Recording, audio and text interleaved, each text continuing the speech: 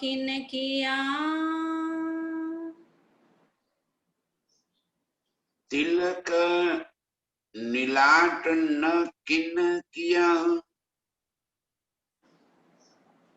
प्रणाम सुंदर जी। प्रणाम।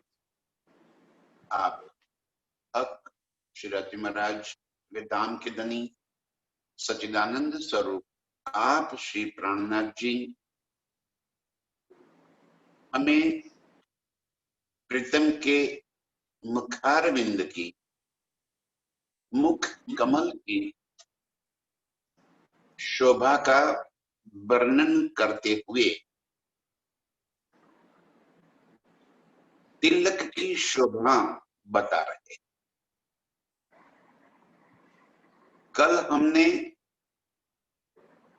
प्रीतम के केश काले गुंगराले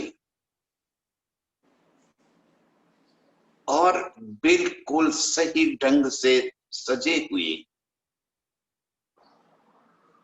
केश ललाट के ऊपर बहुत सलीके से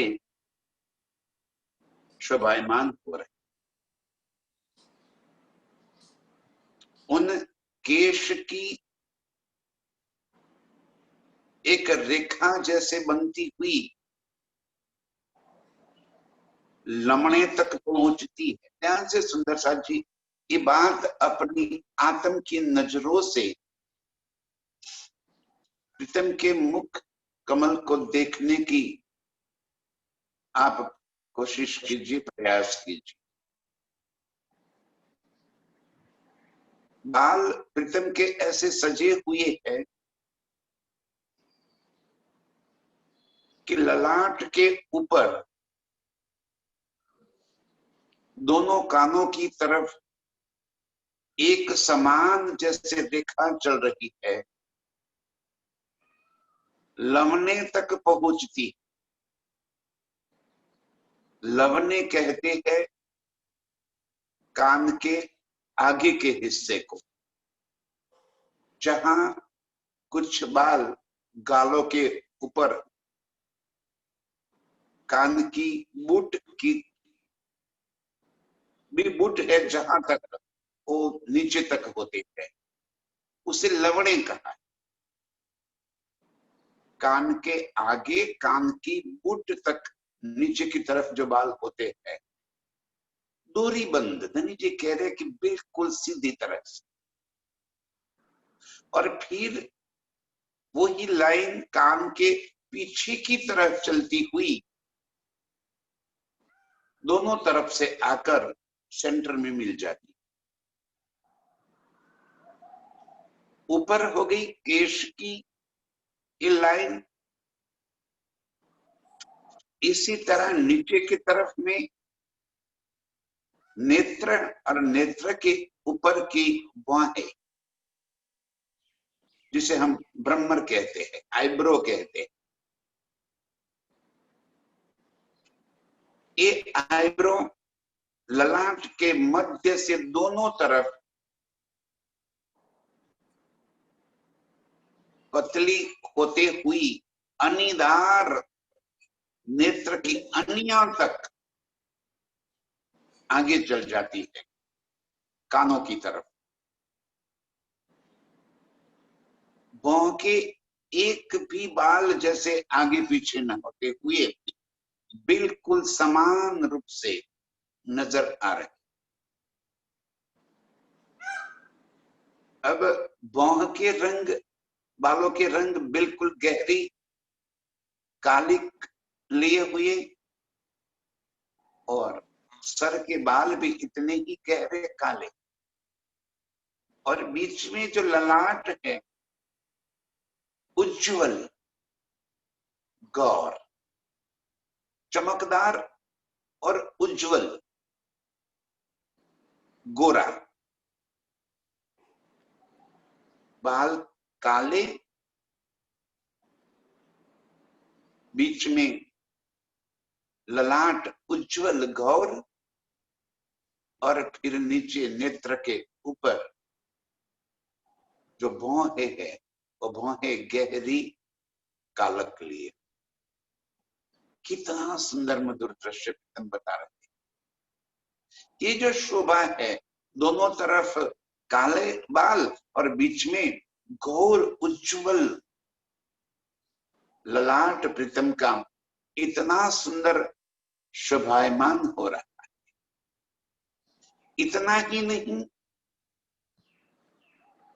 केश की जो कालक है वो इतनी चमकदार है कि ललाट की उज्जवलता और केश की कालक दोनों के बीच में जैसे कौन ज्यादा चमकदार है, कौन ज्यादा उज्जवल है, उसकी हरीफाई लगी। दोनों के किरणें जैसे आपस में जंग कर रहे हैं, युद्ध कर रहे हैं।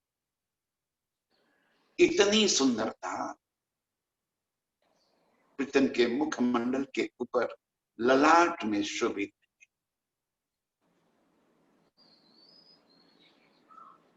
हवा के झोंके से ही प्रीतम की जुल्फे उड़ जाती है और लवनों के पास एक लट निकलती हुई प्रीतम के गालों को स्पर्श कर जाती है।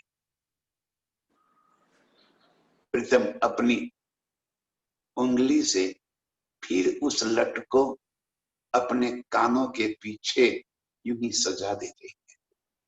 ये जो अदा है प्रीतम की, एक लटकती हुई लट को अपनी उंगली से हटाकर कान के पीछे पहुंचा देने की, ये जो अदा है प्रीतम की, इतनी मधुर अदा से प्रीतम इस बाल को हटाते हैं, हम इस अदा पे मोहित हो जाते हैं।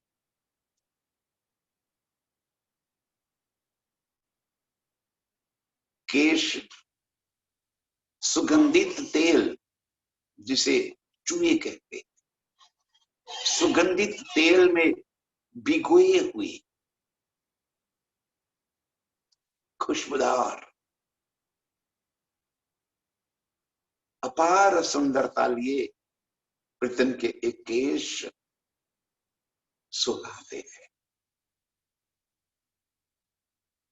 ये शोभा को दिल में बसाते हुए प्रीतम कह रहे हैं कि ललाट के मध्य में तिलक बना है, और ये तिलक किसी ने बनाया नहीं, जैसे अपने मुख कमल का ही एक हिस्सा है। जैसे नेत्र, नाक, होठ, कान अपने मुख कमल के ही हिस्से है, ऐसे ही ये तिलक भी मुख कमल का ही हिस्सा बना हुआ है। उसको बनाने की आवश्यकता नहीं है, वो स्वयं ही वहां पे अनंत सुंदरता लिए शोभायमान है। और बीच में लाल रंग की बिंदी, और ये बिंदी का लश्कारा, इसकी चमक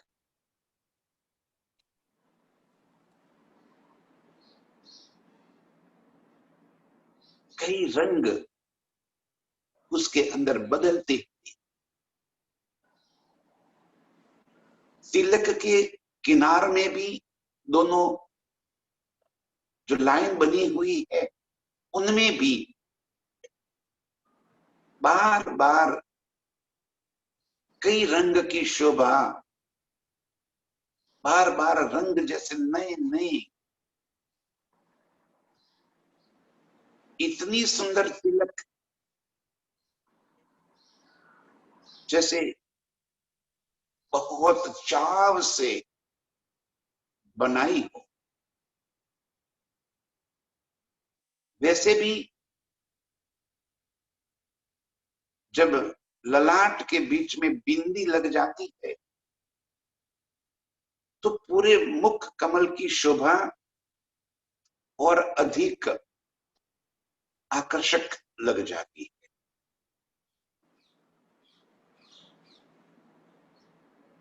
जैसे यहां भी हम जब ललाट में एक छोटी सी तिलक भी कर लेते हैं तो जैसे पूरे मुख की शोभा बदल जाती है। प्रीतम के मुख कमल के ऊपर ललाट में बना हुआ एक तिलक इस तरह से अनुपम शोभा प्रीतम के मुख को और अधिक सुंदर और ऐसी शोभा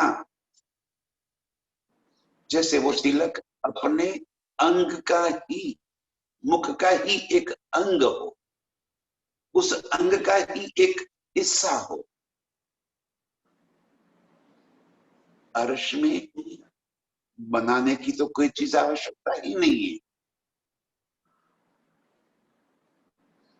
अपने आप अनंत शोभा लिए ये तिलक शोभायमान हो रहा है।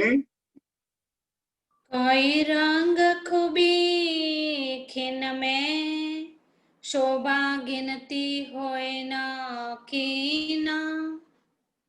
कई रंग खूबी खिन,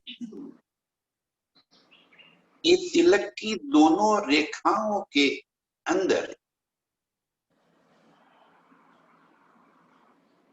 कई रंग की खूबी, कभी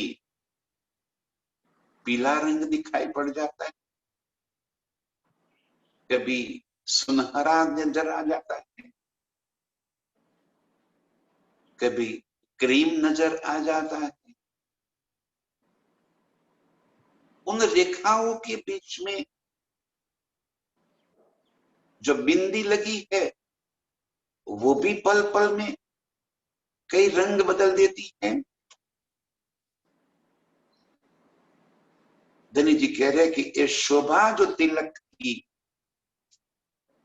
अनंत रंगों से, पल पल बदलने वाले रंगों से इसकी गिनती न हो सके, इतने रंग नजर आए। तिलक की रेखाओं के अंदर जैसे चित्रकारी की हुई, इतनी पतली रेखा के बीच में भी चित्रकारी नजर आ जाए और रंग तो गिन न सके, इतने प्रतिपल कितना सुंदर सुहाता है प्रीतम के ललाट में ये तिलक।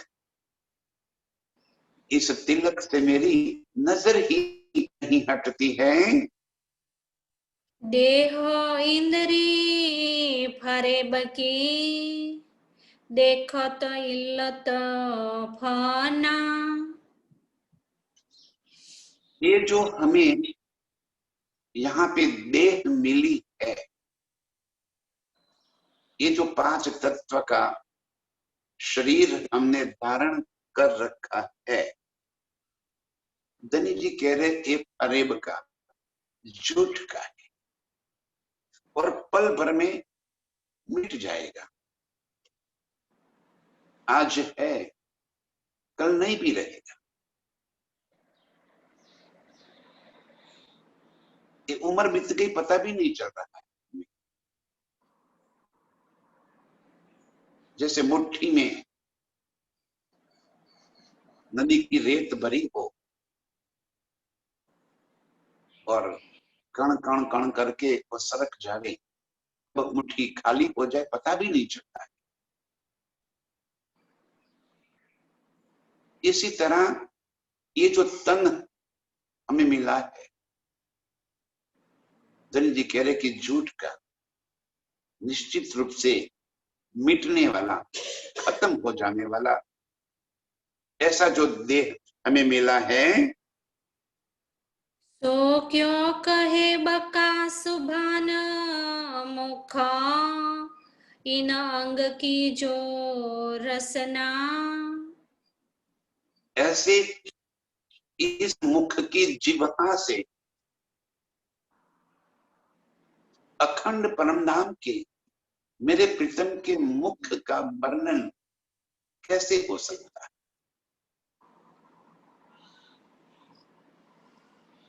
ये संभव नहीं है। ये नाशवान तन की जिह्वा से, यहाँ की रसना से अखंड मेरे प्रीतम के मुख का वर्णन हो सके। किसी की ताकत नहीं है कि इस झूठे देह से कोई वर्णन कर सके। लेकिन जब इस दिल को धनी ने अर्श बना दिया, इस नाशवन तन के दिल को धनी ने अर्श बना दिया और स्वयं उस अर्श में आकर विराजमान हो गए। इन दिल को अर्श तो कहया जो खोल दिए बका द्वार। परम धाम के सारे राज दरवाजे खोल दिए, तभी तो इसे अर्श कहा ना। आज हम सभी सुंदर साथ देखिए दिन भर परम धाम की ही बातें कर रहे, 25 पक्षों की बातें कर, रंग माहौल की बातें कर, प्रीतम के संग की हुई लीलाओं को स्मृति में भर रहे। यही तो अर्श के द्वार है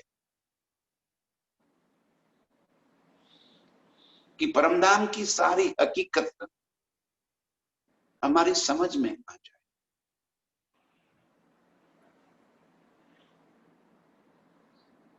ये अर्श दिल जब बन गया और अर्श के सारे दरवाजे खोल दिए,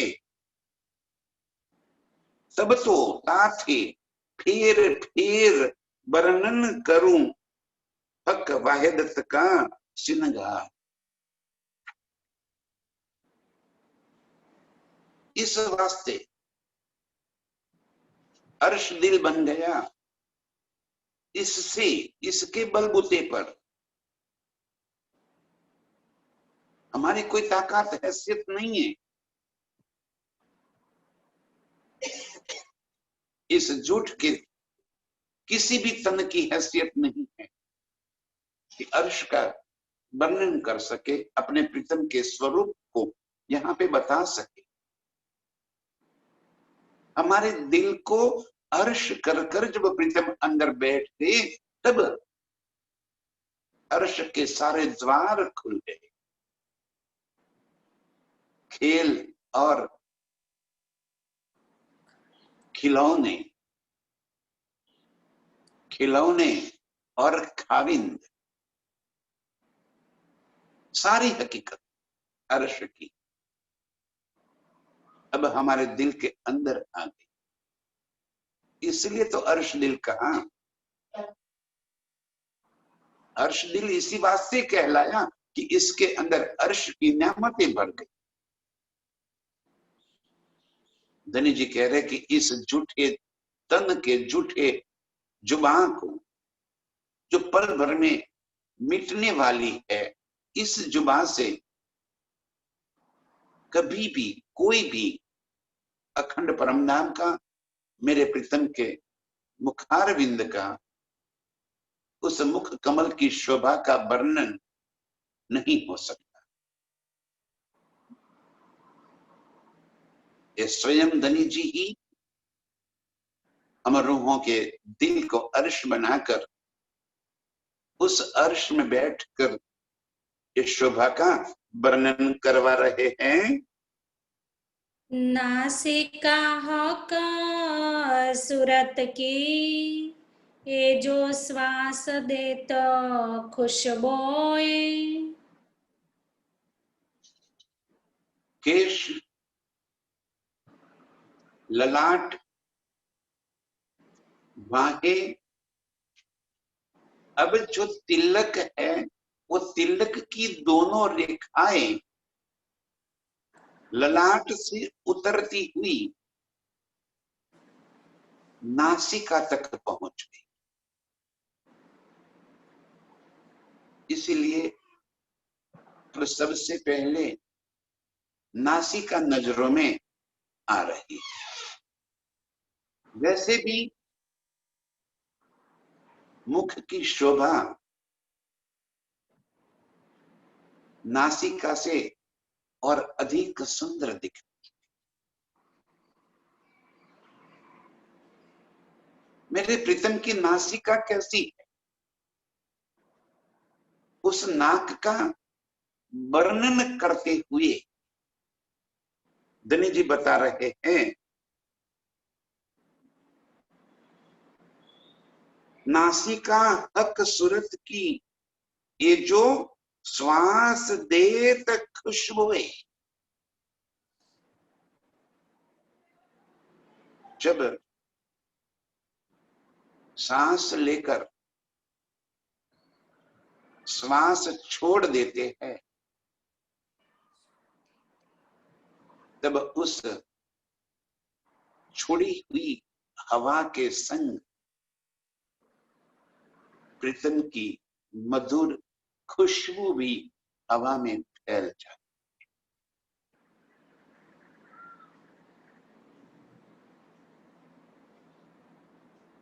जब प्रीतम नासिका से श्वास को छोड़ते हैं, एक मादक खुशबू, मादक खुशबू इसलिए कह रहा हूं, ये खुशबू की वजह से हम प्रीतम की ओर खींचे चले आते। ये खुशबू ही हमें ऐसे नशा दे देती है। ये खुशबू ही हमारे दिलो दिमाग में छा जाती है। इतनी मधुर खुशबू। वैसे भी आशिक और माशूक के बीच के संबंध में एक खुशबू बहुत बड़ा हिस्सा है।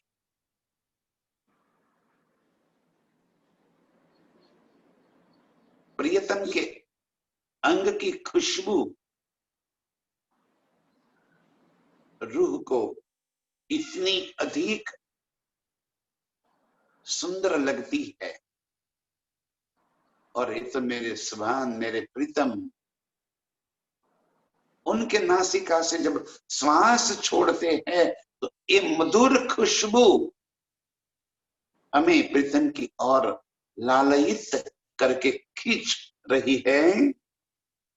ब्रह्मांड फोड़ित आवत, इतरोह बास लेत सोए। सांस छोड़ रहे हैं प्रीतम परम धाम में, और उसकी खुशबू यहाँ इस खेल के अंदर हमारी नासिका को मिल गई।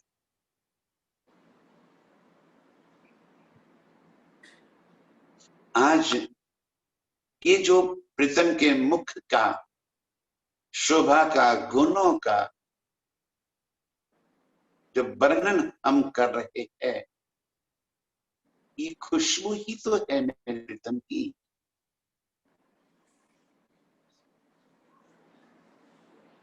और ये खुशबू ब्रह्मांड फोड़ परम धाम से इस खेल के अंदर, अखंड से इस झूठ के अंदर, इस दिल को एहसास हो रहा है, जो एहसास हमारे मूल स्वरूप के दिल में आ जाता है, वो ही तो एहसास इस सुपन के दिल में भी पहुंचता है।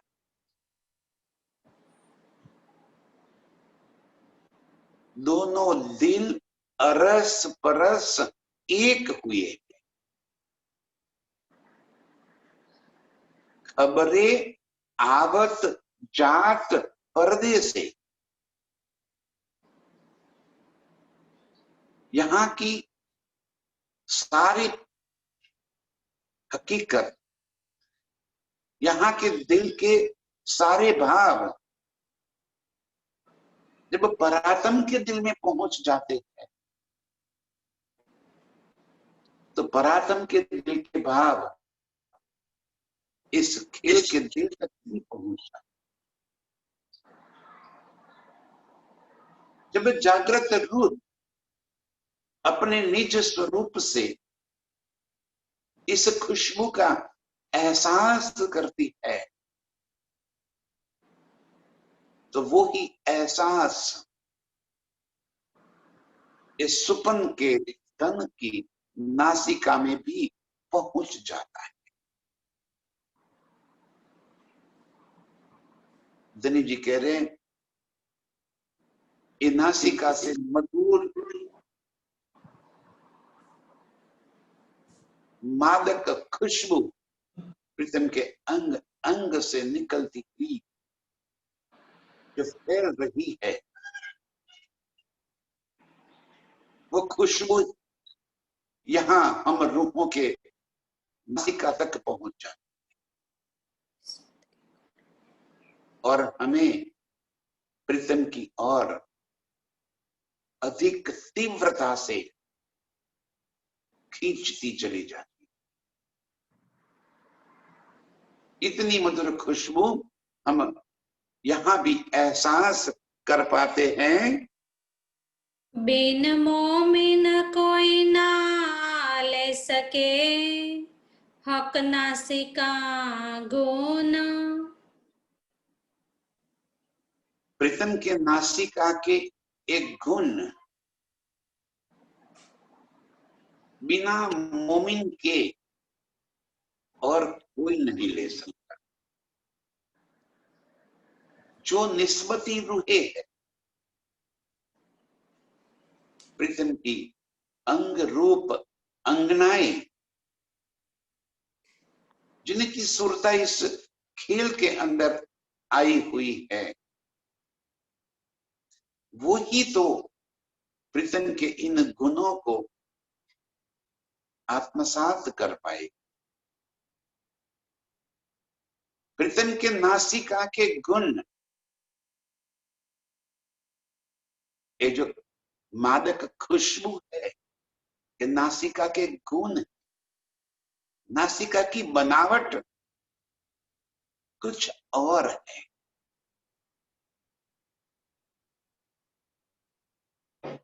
इतनी सुंदर नासिका की बनावट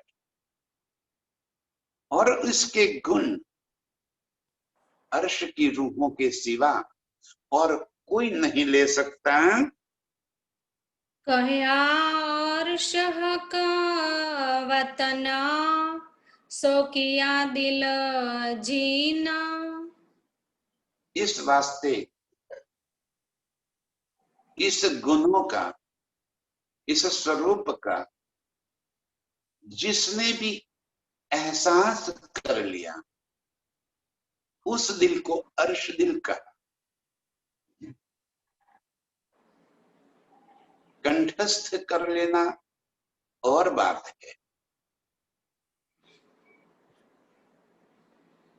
कंठस्थ कर लेना कोई बड़ी बात नहीं है।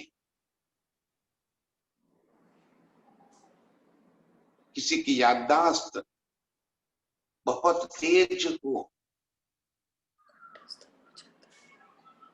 तो वो तुरंत ही कंठस्थ कर लेते। कंठस्थ कर लेना और बात है,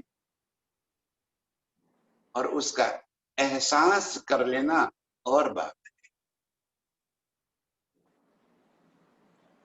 अर्श की नजरों से इस स्वरूप को निहारना, उसका एहसास करना, उसको दिल में बसा लेना, वो अलग बात है। ये वर्णन करके जनी अपने स्वरूप का, अपने गुणों को कंठस्थ नहीं करने को कह रहे।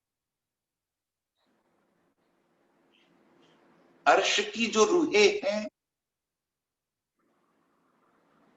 वो तो इस स्वरूप को देख पाएगी, देखते ही अपने दिल में बसा पाएगी। उसे कोई बात याद रखने की जरूरत नहीं पड़ेगी, चाहे प्रीतम का स्वरूप हो, चाहे अर्श की अपार न्यामतें, हर बात उसके एहसास में होगी, हर गुण उसके एहसास में होगा, हर खुशबू उसकी नासिका में होगी।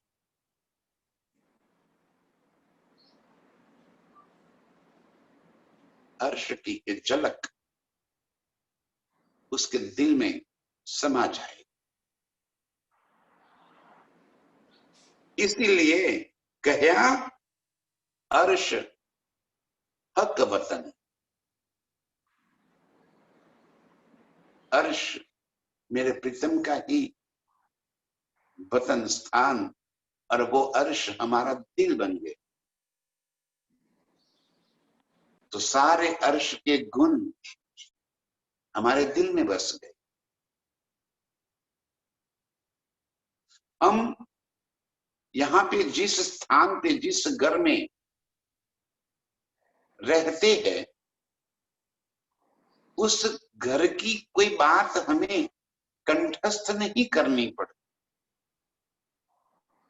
वो हमारी नजरों में ही रहती है।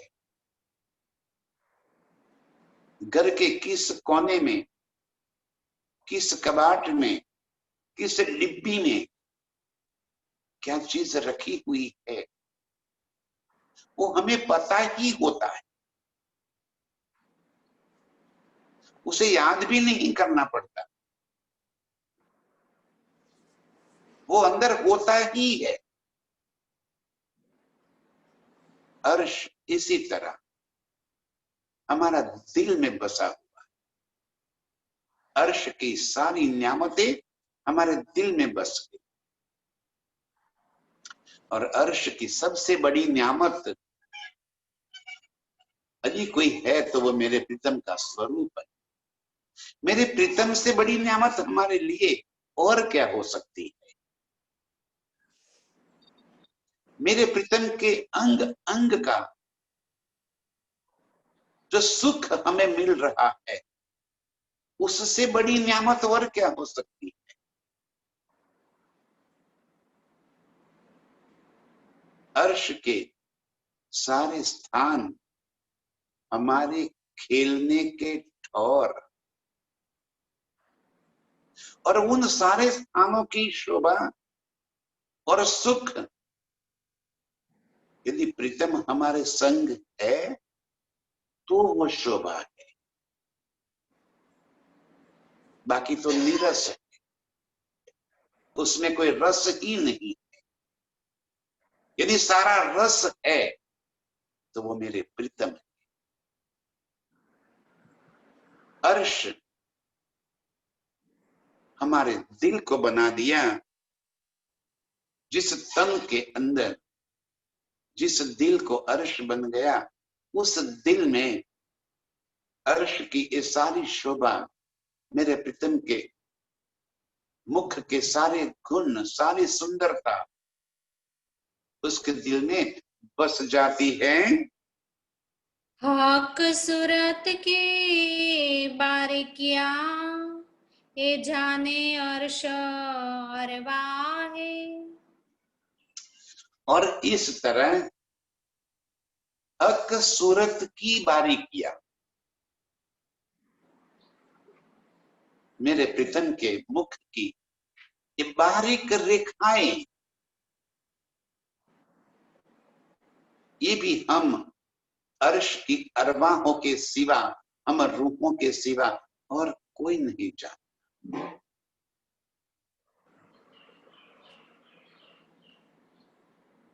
ये वर्णन हम रूहों के वास्ते धनी जी लेकर आए, और अब हमारे दिल में वो ऐसे बस गया है, ये हक सूरत के गुण, ये हक सूरत की सुंदरता, इसकी शोभा, उसकी सलूकी, उसकी बनावट हम रूहों के दिल से कोई अलग नहीं कर सकता। ये बिना वर्णन किए भी हक के मुख का एक एक अंग का सारी शोभा, सारे गुण हमारी नजरों में बस जाए। तो वर्णन करने के बाद तो बसना ही बसना है।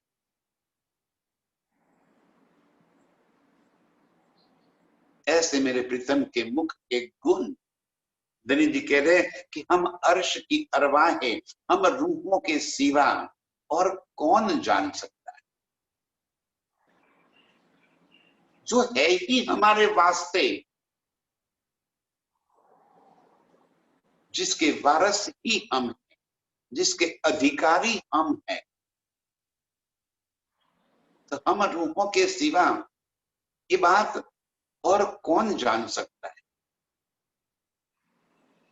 धनी जी कह रहे हैं कि ए मेरे मुख मंडल के सारे गुणों को मेरी रूही ही ये सारी बातें जानती है। हक सुरता तो जान ही जो कोई और होए इब्तदाए।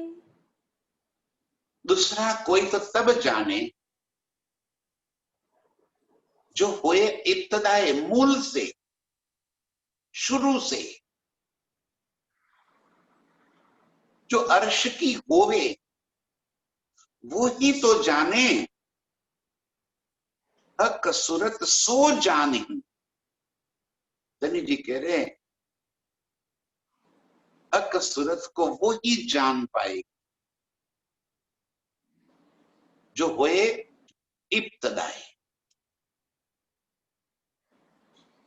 जिनका मूल स्वरूप ही अर्श है, जिसका अस्तित्व ही अर्श है।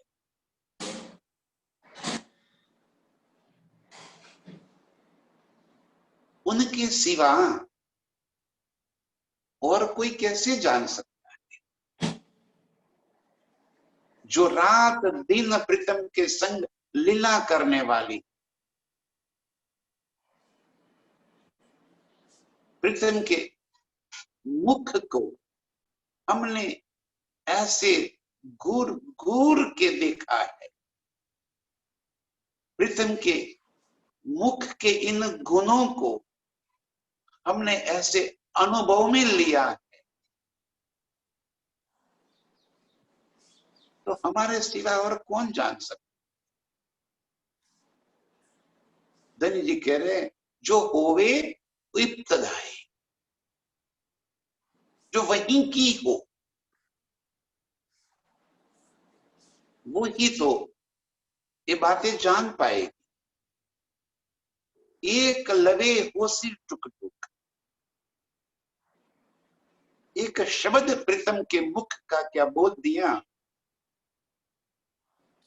पूरा मुख मंडल उसकी नजरों में बस जाएगा।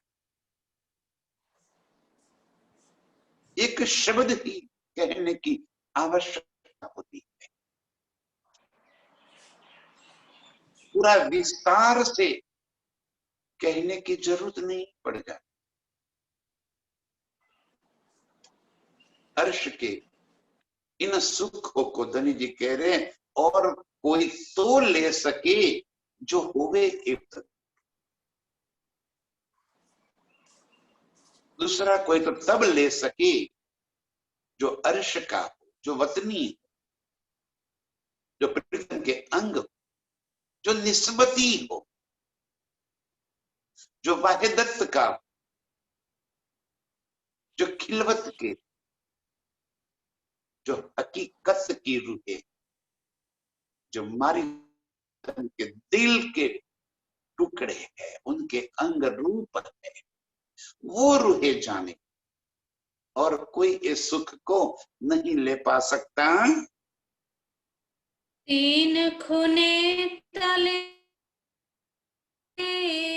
नासिका, खुना चढ़ता चौथा ऊपर। प्रीतम की नासिका का बारीक से वर्णन कर रहे हैं प्रीतम। तीन खुने तले नासिका, नासिका के तले में होठों के ऊपर जहां पे दो छिद्र है, धनी जी कह रहे वहीं पे तीन कोने, दोनों नथुनों की दोनों तरफ, और एक नासिका की नोक, अनी, ऊपर का हिस्सा, एक, दो और तीन, ये त्रिकोण बन गए। तीनों कोने तले नासिका, नीचे के हिस्से में तीन कोने, नथुनों के दोनों तरफ दो, और उसकी जो टोच है अनी है,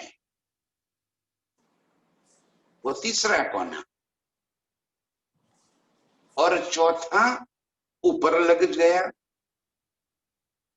दोनों नेत्रों के बीच में, जहां से नासिका की शुरुआत होती, वो चौथा कोना। और इस तरह से ये नासिका की शोभा धनी जी हमें वर्णन करते हुए बता रहे हैं। इतनी सुंदर सप्रमाण नासिका, ये तीनों कोने तले के, और चौथा जो ऊपर जाके मिला हुआ है, ये चारों कोने से बिल्कुल सुंदरता से नासिका दिखाई पड़ रही है। एक खूबी जाने रुहा अर्श की, ये जो अनुयायी नमती उतार। ये खूबी जाने, आहा, ये नासिका की सुंदरता खूबी जाने रूहे अर्श की कैसी, जहां से नासिका प्रारंभ हुई नेत्रों के बीच से, वहां से ऊपर की तरफ उठती हुई नोक तक उतरती चली आई। दोनों नथुओं के दो कोने अलग, और जहां नासिका की नोक अनी जिसे कहते हैं, ऊपरी हिस्सा, तो नेत्रों के बीच से वो ऊपर की ओर उठती हुई एक सुंदर आकार लिए नीचे की ओर उतर रही है, और नोक तक पहुंच गई। और नासिका अत्यंत सुंदर हम रूहों को दिखने लगी है। दो छिद्रों के गिरदवाए, यो पंखुड़ी फूल कटावा। दोनों क्षेत्र, छिद्र माने नथुने, दोनों नथुनों के बीच में जो कटाव है, धनी जी कह रहे जैसे फूल की पंखुड़ी का कटाव होता है,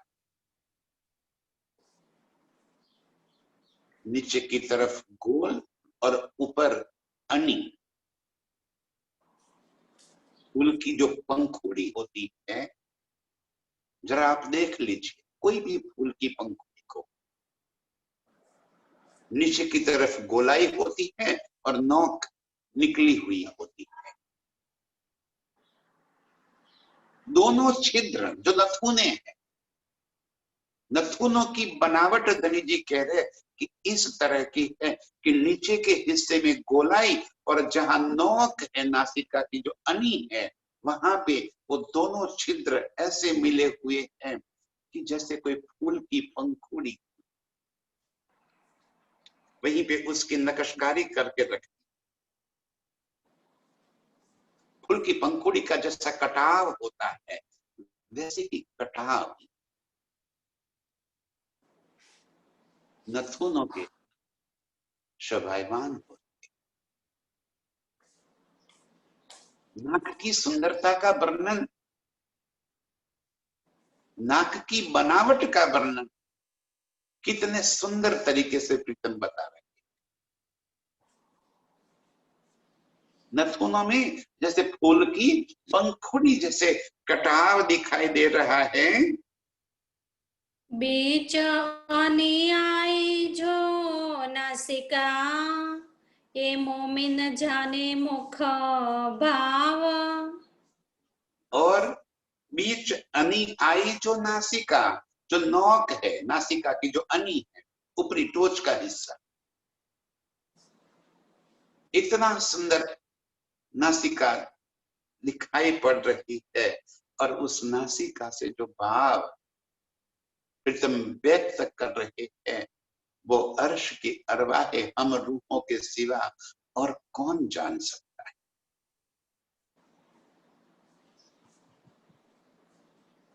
कितनी सुंदरता और गुण भरे है, कितने सुंदर भाव प्यार भरे इन नासिका से दिख रहे हैं। वो अर्श की अरवाहे हम रूही ही जानती है, हमारे सिवा और कोई नहीं जान सकता। इन अनिये और अनी मिली, तीन उतर अनी हुई दोए। अब नाक की नोक और होठों के ऊपर जहां वो नीचे की तरफ उतर आई है, दोनों नथुनों के बीच में, ध्यान से सुंदर साथ जी इस खूबी को अपने दिल में बसा लीजिए। दोनों नथुनों के दो बाहरी किनारे और उसकी रेखाएं नोक तक, अनी तक पहुंची है। और अनी से वो होठों के ऊपरी हिस्से तक ऐसे गोलाई करते हुए वो अनी नीचे की तरफ जो मिली हुई है, ये शोभा अत्यंत सुंदर दिखाई पड़ रही है। किनार तले दो छिद्र के, शोभा लेत ती सोए।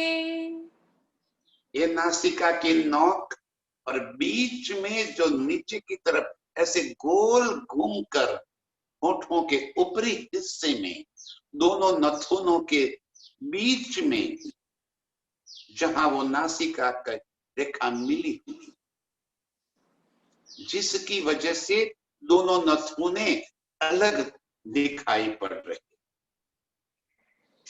दोनों नथुने जैसे फूल की पंखुड़ी, इतनी सुंदर बनावट प्रीतम के नासिका का धनी जी वर्णन कर रहे हैं। दो छिद्र तले अधूर ऊपर, तीन बीच लाख खुने तीन। अब ये सुंदर नासिका का वर्णन हमने सुन लिया, फिर एक बार जरा नजर कर ले। तीनों कोने नीचे के, दोनों नथुनों के दो तरफ के कोने और नोक की ऊपर का, ये त्रिकोण बन गया। और चौथा कोना जहां से नासिका शुरू होती है, दोनों नेत्रों के मध्य में बीच से ऊपर की ओर उठती हुई और फिर नीचे की ओर मुड़ती हुई ये नासिका, नोक से लेकर नीचे होठों के ऊपरी हिस्से तक जो जोड़ान हुआ, जिसकी वजह से दोनों नथुने अलग पड़ रहे हैं। दोनों नथुनों की शोभा जैसे फूल की पंखुड़ी का कटाव, इतनी सुंदरता। अब धनी जी बता रहे हैं कि इन नासिका के नीचे और होठ के मध्य भाग में ऊपर की ओर एक त्रिकोण पड़ जाता है, जहां से दोनों तरफ के होठ का अधूरप अलग हो जाते हैं, दो भाग हो जाते हैं। दोनों नथुनों के दो तरफ जैसे मूंछ होती है, तो मूंछ जहां सेंटर में दोनों तरफ मूंछ निकलकर बीच में जो हिस्सा होता है वो त्रिकोण बना हुआ है। नासिका के जो छेद के मध्य से चलते हुए दोनों तरफ फैला हुआ होंठ तक पहुंचे हुए इस लांक, जिसे थोड़ी सी गहराई होती है, एक तो गौर और उज्जवल मुख कमल, उसके ऊपर ये लांक बनी हुई है जो त्रिकोण बना है। होठ के बिल्कुल ऊपरी हिस्से में नासिका के मध्य से चलते हुए दो रेखाएं दोनों तरफ फैली हुई और बीच में होठ पर जाके मिल जाती है, और जो त्रिकोण बन जाता है उसकी जो गहराई है, थोड़ी सी गहराई लेकिन गहरी लालक, गहरी लालिमा लिए, जहां पे लाल मोती चमकता है, बेसर का, बेसर का मोती जिस लाख के अंदर बस जाता है, उस लाख की शोभा को प्रीतम बता रहे।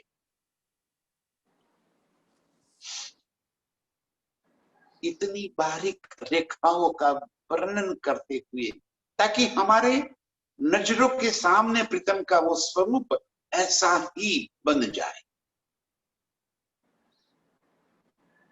इसलिए प्रीतम ये बता रहे हैं, तो क्षेत्र तले अधूर ऊपर, होठों के ऊपर दोनों नथुनों के बीच में एक जो त्रिकोण बन जाता है, और उसके तीनों खूनों के अंदर एक थोड़ी सी हल्की सी गहराई बन जाती है एक बीच के हिस्से में,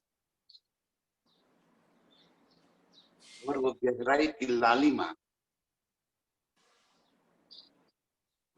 आप समझ गए होंगे। जहां बेसर और बेसर के नीचे जो लाल रंग का मोती बीच में जहां पे रहता है, वो मोती जिस जगह पे रहता है उसे एक लांक कहा। उस लांक की शोभा अत्यंत सुंदर दिखाई पड़ रही है। सोई शोभा जाने इन अधूर की, जो होए हुक्म अधीन। ये शोभा अधूर की, होठों की, ये त्रिकोण जहां बन जाता है, अधूर की लालिमा और उस लालिमा की परछाई जैसे उस लाख के अंदर तक पहुंच जाती है। इतनी सुंदरता इस लाख के अंदर दिखाई दे। धनी जी कह रहे हैं कि सोई शोभा जाने इन अधूर की, ये होठों के ऊपरी हिस्से की शोभा वो ही जाने जो होए हुक्म आधीन, जो मेरे प्रीतम की आधीन रूहे। आधीन माने उनके कोई बस करने वाली बात नहीं है, लेकिन जो प्रीतम के इश्क में डूबी हुई, प्रीतम की जो अंग रूप है, जो प्रीतम के अंग से ही लगी हुई है, इन शोभा की जो आधीन हो गई है, वो रूह जाने अधूर के इन उपले हिस्से को, उसकी लाख गहराई को, उसकी लालिमा को, इस तिकोन की शोभा को। ये अर्श की रूहें मोमिनों के सिवा ये शोभा और कोई नहीं जान सकता।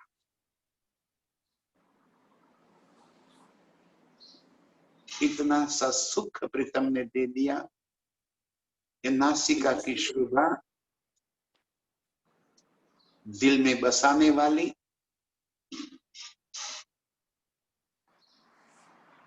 इस नासिका से तो सांस छूटते ही खुशबू का एहसास करने वाली, उस खुशबू को अपने दिल में भरकर प्रीतम की ओर खींची चले जाने वाली आप सभी रूहों के चरणों में कोटि कोटि प्रणाम। प्रणाम।